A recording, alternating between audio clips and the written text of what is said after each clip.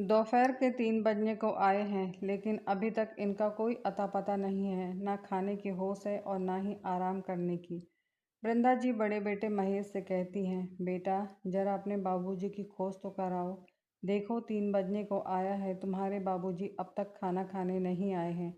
लगता है खेतों में ज़्यादा ही काम पड़ा है। आज तो तुम्हारी 15 अगस्त की छुट्टी है, तो तुम जाकर उनकी थोड़ी मदद कर दो। वह घर आकर खाना खा लेंगे। इस तरह तो उनकी सेहत दिन ब दिन खराब हो जाएगी। वृंदा जी ने अपने बड़े बेटे महेश से कहा। महेश बोला, क्या माँ, आज तो आज़ादी का दिन है, आज तो आज़ादी से रहने दो। बड़े मुश्किल से तो आज छुट्टी मिली है और आज मेरा दोस्तों के साथ घूमने का प्रोग्राम है। वृंदा जी महेश से बोली, क्या बेटा, पहले अपने बाबूजी को खाना दे आओ। महेश बोला, क्या माँ, आप देख नहीं रही हो, मैं कपड़े पहनकर तैयार हो गया हूँ। अब इन कपड़ों में खेत में खाना देने जाऊँ? आप छोटे से जाकर क्यों नहीं कहती हो? वह भी तो घर पर ही होगा। उस दिन भी आपने मुझे खेतों में भेजा था। पैर फिसलने से मैं गिर पड़ा और मेरे सारे कपड़े खराब हो गए थे। मैं नहीं जाऊँगा बस। माँ, मैं और बहस नहीं करना चाहता। वृंदा जी मुस्कुराकर बोली, तू बचपन से ही हर काम में बहानेबाजी करता आया है और आज भी कर रहा है। मैं ही पागल हूँ जो तुझसे उम्मीद कर लेती हूँ। ठीक है, मैं प्रदीप से कहती हूँ। वृंदा जी बीच वाले बेटे के कमरे का दरवाज़ा खटखटाती हैं तो उनकी छोटी बहू सुशीला, जो अपने नाम के बिल्कुल विपरीत थी, वह कमरे से बाहर निकली और बोली, क्या हुआ माँ जी, क्यों दरवाज़ा पीट रही हो? क्या दरवाज़ा तोड़ने का इरादा है? आज आज़ादी का दिन है और आज़ादी के दिन भी हमें आज़ादी नहीं है। जब हम मियाँ बीवी थोड़ा गपशप करते हैं, आपको बेचैनी होने लगती है। क्या आफत आ गई? अब बताओगी भी? बहू, आफत ही आ गई है। तुम्हारे ससुर जी सुबह के गए हैं, अभी तक खेतों से नहीं लौटे हैं। जरा प्रदीप को भेजना तो। छोटी बहू बोली, वह तो अभी सो रहे हैं। जाकर जोगिंदर से क्यों नहीं कहती हो? नई नई शादी हुई है, थोड़ा उसे भी जिम्मेदारी दो। नहीं तो ऐसे ही बीबी के पल्लू में छिपा रहेगा। वृंदा जी कभी इधर भागती कभी उधर। 3 3 जवान बेटे घर में पड़े हैं, लेकिन किसी को भी अपने बाप की चिंता नहीं है। वृंदा जी जोगिंदर के पास गई और उसके कमरे का दरवाज़ा खटखटाया तो जोगिंदर ने दरवाज़ा खोला। वृंदा जी बोली, बेटा तुम्हारे बाबूजी सुबह से खेतों में काम कर रहे हैं। उन्होंने दोपहर का खाना भी नहीं खाया है। तुम जरा अपने बाबूजी को खाना दे आओ। छोटा बेटा बोला, क्यों, तुम्हारे 2 सपूतों ने मना कर दिया? तभी इस कपूत की याद आई है। कैसी बातें करता है तू? माँ के लिए तो सब बच्चे बराबर होते हैं। हाँ माँ, देखा है मैंने कई बार अपनी इन्हीं आंखों से। जोगिंदर बोला, अच्छा तू बता, तू खाना देने जा रहा है या नहीं? वृंदा जी बोली, अच्छा अच्छा जाता हूँ, लाओ खाने का टिफ़िन दो। और हाँ माँ, आज बाबूजी से मेरे बिजनेस की बात कर लेना। जोगिंदर बोला, अरे हाँ हाँ कर लूँगी, तू अभी खाना देने जा। ध्यान से जाना और सुन, उनको खाना खिलाकर ही आना, नहीं तो वह खाना खाना भूल जाएंगे। हाँ माँ, तुम चिंता मत करो, जोगिंदर ने कहा। आज बेटे को खेतों में देखकर कुंज बिहारी जी बहुत खुश हुए, क्योंकि तीनों बेटों में से कोई भी खेतों पर कभी नहीं आता था, क्योंकि उन्हें खेतों पर आना अपनी शान के खिलाफ लगता था। कुंज बिहारी जी ने अपने ही रिश्तेदारी से एक अनाथ बच्चे को गोद ले लिया था, जो खेतों में कुंज बिहारी जी का हाथ बटाता और पढ़ने के लिए स्कूल भी जाता था। कुंज बिहारी जी बिरजू को खेतों से जुड़ी हर बारीकी समझाते थे। बिरजू जोगिंदर से खाने का टिफ़िन लेते हुए बोला, अरे भैया, आप आओ ना भैया, मैं आपको दिखाता हूँ हमने खेतों में क्या क्या फसल उगाई है। टिफ़िन पकड़ और बाबूजी को दे दे और अपने काम से काम रख, ज़्यादा रिश्तेदारी निभाने की ज़रूरत नहीं है। जोगिंदर टिफ़िन देते हुए बोला। कुंज बिहारी जी बोले, मैं जानता हूँ तुम्हें खेतों में आना पसंद नहीं है। ज़रूर तुम्हारी माँ ने तुम्हें ज़बरदस्ती करके भेजा होगा। जब तक मैं यहाँ खाना नहीं खाऊंगा, तब तक वह घर में भूखी प्यासी बैठी ही रहेगी। कितनी बार कहा है, खाना समय से खा लिया करो, मेरा इंतज़ार मत किया करो, लेकिन नहीं सुनती ही नहीं है। जोगेंद्र टिफ़िन देकर वापस चला गया। रात के 9 बजे कुंज बिहारी जी घर पर आए। वृंदा जी बोली, सुनो जी, क्या जीवन भर काम ही करते रहोगे? कभी तो आराम कर लिया करो। अब सारी खेती बाड़ी लड़कों को सौंप दो, अपने आप उठाएंगे अपनी जिम्मेदारी। आप कब तक काम करोगे? एक उम्र होती है काम करने की। आपकी उम्र में लोग घर बैठकर बहू बेटों से सेवा करवाते हैं, पर आप हैं कि आराम ही नहीं करना चाहते। कुछ तो अपने शरीर पर दया करो। मेरी बात नहीं मानते हो तो अपने शरीर की बात मानो। सच कहती हूँ, दीदी ने एक बार आपकी ऐसी हालत देखी होती तो घर में सबकी खबर ले लेती। लगता है उन्हीं को बुलाना पड़ेगा। वृंदा जी की बात सुनकर कुंज बिहारी जी हंसने लगे और बोले, वृंदा, तुम मेरी माँ भी हो, सखा भी हो, बहन भी हो और प्रेमिका भी हो। वो कहते हैं ना, एक नारी में सब गुण विद्यमान होते हैं। तो फिर दीदी को क्यों तकलीफ देती हो? मैं तुम्हारी सारी बातें समझ गया हूँ। बातें घुमाना तो कोई तुमसे सीखे। मैं मजाक नहीं कर रही हूँ। अब आप मेरी बात पर गौर कीजिए। वह बोले, वृंदा, तुम तो जानती हो तुम्हारे तीनों बेटे खेतों पर काम नहीं करेंगे। खेतों में काम करने से उनके कपड़े गंदे हो जाते हैं। वृंदा, तुम्हारे आने से पहले बस एक छोटा सा ज़मीन का टुकड़ा था हमारे पास, जिसमें हमारे खाने लायक भी फसल नहीं हो पाती थी। तुम्हारे शुभ कदम जब इस घर में पड़े तो हमारे घर तो जैसे लक्ष्मी ने ही कदम रख दिए थे। सब कहते थे कुंज बिहारी तो साक्षात लक्ष्मी को ब्याह कर ले आए हैं। यह जमीन हमारी माँ जैसी है, कैसे इसे अपने से दूर कर दूँ? तुम ही बताओ, कौन करेगा इसकी देख रेख इतने प्यार से? लीजिए, खाना खा लीजिए, नहीं तो रोटी ठंडी होकर सूख जाएंगी। वृंदा जी बोली। अगली सुबह कुंज बिहारी जी जानवरों को चारा डाल रहे थे, तभी प्रदीप आया और कुंज बिहारी जी की मदद करने लगा।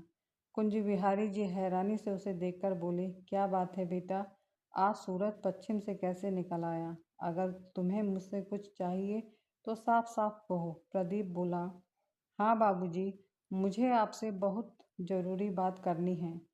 बाबूजी, मैं सोच रहा हूँ सुशीला को ब्यूटी पार्लर का कोर्स करवा दूँ। घर में सारा दिन बैठकर बोर हो जाती है।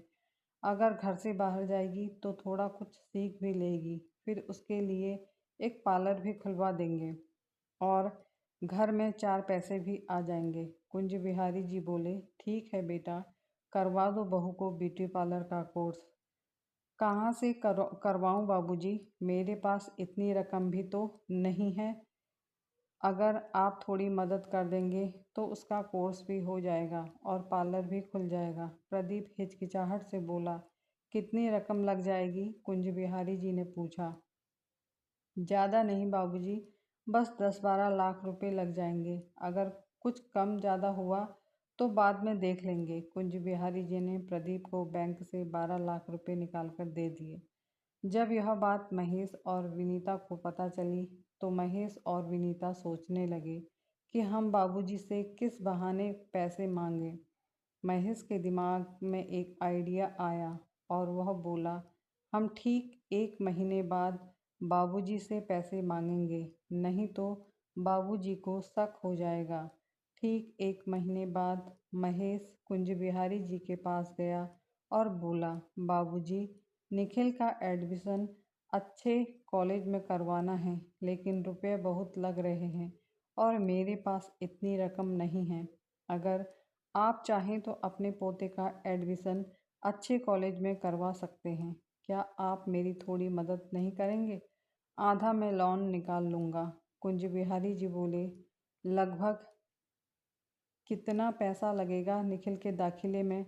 महेश बोला, यही कोई 5 से 6 लाख रुपए। और फिर जैसे ही निखिल कुछ कमाने लगेगा वह आपके पैसे किस्तों में वापस कर देगा। कुंज बिहारी जी हंसने लगे और बोले, क्या मैं अपने पोते से पैसे वापस लूँगा? बेटा, मैं इतनी मेहनत किसके लिए करता हूँ? अपने बच्चों के लिए, अपने परिवार के लिए। और कमरे में जाकर अलमारी से चेक बुक निकालकर एक चेक पर साइन करके महेश को दे दिया। वृंदा जी सब देख रही थी, पास आकर बोली, आप सारी जमा पूंजी बड़े बेटों पर ही उड़ाने वाले हो। तीसरे बेटे के बारे में भी कुछ सोचा है कि नहीं? वह आए दिन मुझसे कहता है, माँ, बाबूजी से मेरे बिजनेस की बात कब करोगी? अब यहाँ जहाँ इतना कर रहे हो तो उसके लिए एक दुकान भी खुलवा दो।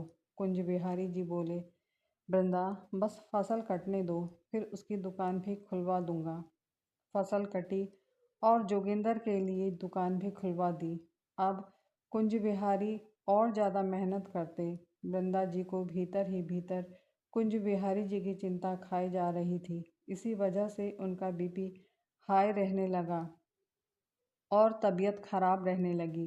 कुंज बिहारी जी का बैंक बैलेंस शून्य हो चुका था। एक रोज़ वृंदा जी बाथरूम में नहा रही थी, तभी उनका पैर फिसल पड़ा। उनका सिर सीधे दीवार पर जा टकराया और वह बेहोश हो गई। जाने कितनी देर वह बाथरूम में बेहोश पड़ी रही। दोपहर में बिरजू खेतों में से खाना लेने घर आया और सीधा रसोई में गया। उसने देखा रसोई में माँ जी नहीं है और ना ही खाने का टिफ़िन तैयार है, तो वह ज़ोर ज़ोर से माँ जी करके आवाज़ देने लगा। उसकी आवाज़ सुनकर बड़ी बहू अपने कमरे से बाहर आई और बोली, क्यों रे, क्यों चिल्ला रहा है गला फाड़कर? तब बिरजू बोला, बड़ी भाभी माँ जी कहाँ हैं? विनीता बोली, रसोई में होंगी। नहीं भाभी, रसोई में नहीं है और बाबूजी का खाने का टिफ़िन भी तैयार नहीं है। तब विनीता ने इधर उधर देखा तो वृंदा जी कहीं नहीं थी और आवाज़ देने पर भी आवाज़ नहीं दे रही थी। तभी उसने घर में सबको खबर कर दी। सबने देखा तो वो कहीं नहीं मिली। तभी छोटी वाली बहू ने बाथरूम का दरवाज़ा खटखटाया तो वह भीतर से बंद था और कोई आवाज़ भी नहीं हो रही थी। तभी दरवाज़ा तोड़ा तो देखा वृंदा जी खून से लथपथ पड़ी हैं। उन्हें सीधे अस्पताल ले जाया गया, जहां डॉक्टरों ने उन्हें आईसीयू में भर्ती किया। बिरजू दौड़ा हुआ खेतों में भागा और कुंज बिहारी जी को खबर दी। कुंज बिहारी जी खेतों से सीधे अस्पताल को भागे। अस्पताल में डॉक्टरों ने वृंदा जी का सर का ऑपरेशन बताया और ऑपरेशन की फीस भरने को कहा। कुंज बिहारी जी ने डॉक्टर से पूछा, डॉक्टर साहब ऑपरेशन की फ़ीस कितनी होगी? डॉक्टर ने कहा, लगभग 4 से 5 लाख रुपए। आप काउंटर पर फीस भर दीजिए, हम ऑपरेशन की तैयारी करते हैं। कुंज बिहारी जी अपने बेटे और बहुओं का मुंह देखने लगे तो बड़े बेटे ने कहा, बाबूजी आपको तो पता है मैंने तो वैसे ही लोन ले रखा है।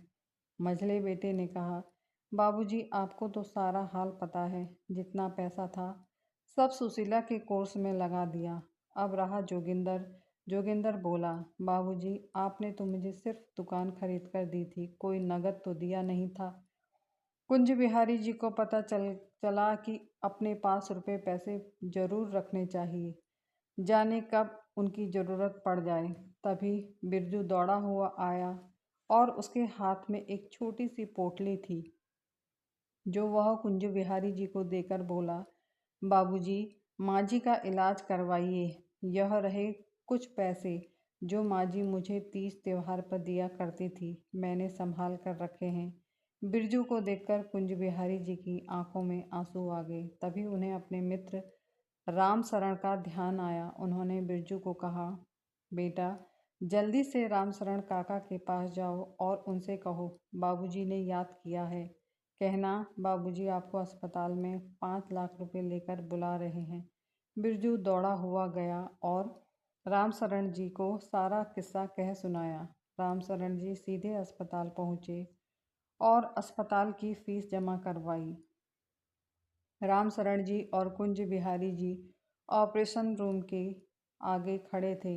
थोड़ी देर में डॉक्टर बाहर निकले और उन्होंने कहा, आई एम सॉरी, हम पेशेंट को बचा नहीं पाए क्योंकि उनका बहुत खून बह गया था और चोट लगे हुए उन्हें 1 से 2 घंटे हो चुके थे।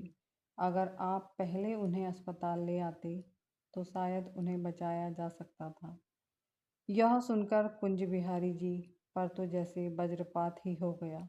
वृंदा जी का अंतिम संस्कार की प्रक्रिया शुरू हुई। जैसे ही कुंज बिहारी जी के तीनों बेटे मुखाग्नि देने लगे तो कुंज बिहारी जी ने उन्हें रोक दिया और बिरजू से कहा, बिरजू अपनी माँ जी को मुखाग्नि दे। यह सुनकर तीनों बेटों के होश उड़ गए।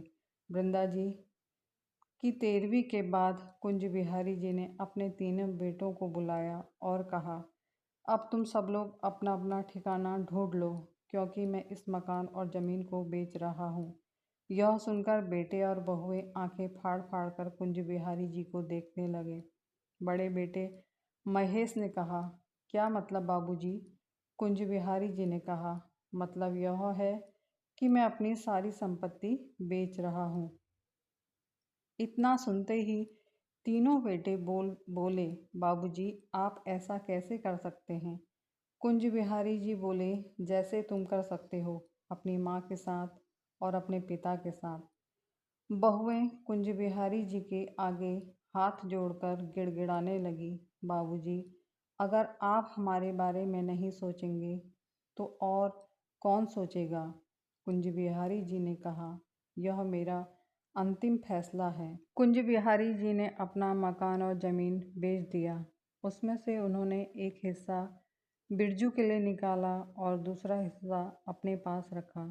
बिरजू अभी छोटा था, इसलिए उसे देखभाल की ज़रूरत थी।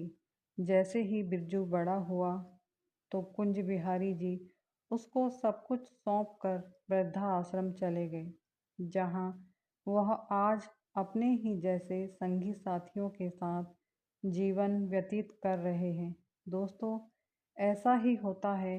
माँ बाप तो बिना पूछे अपनी सारी जमा पूंजी अपने बच्चों के पीछे लगा देते हैं, लेकिन जब बूढ़े माता पिता को रुपए पैसों की ज़रूरत होती है तो बच्चे एक दूसरे का मुंह देखते हैं और अपनी ज़रूरत गिनवा कर साफ साफ कह देते हैं कि हमारे पास अभी पैसे नहीं हैं। इसलिए दोस्तों, मेरा मानना है कि हर एक बुज़ुर्ग को अपने लिए कुछ ना कुछ जमा पूंजी अवश्य रखनी चाहिए। सब कुछ बच्चों के नाम नहीं करनी चाहिए। कहानी देखने व सुनने के लिए आप सभी का तहे दिल से धन्यवाद। अगर आपको कहानी पसंद आई है तो कष्ट करके मेरे चैनल को सब्सक्राइब कीजिए, लाइक कीजिए, कमेंट कीजिए और साथ ही शेयर भी अवश्य कीजिए। धन्यवाद।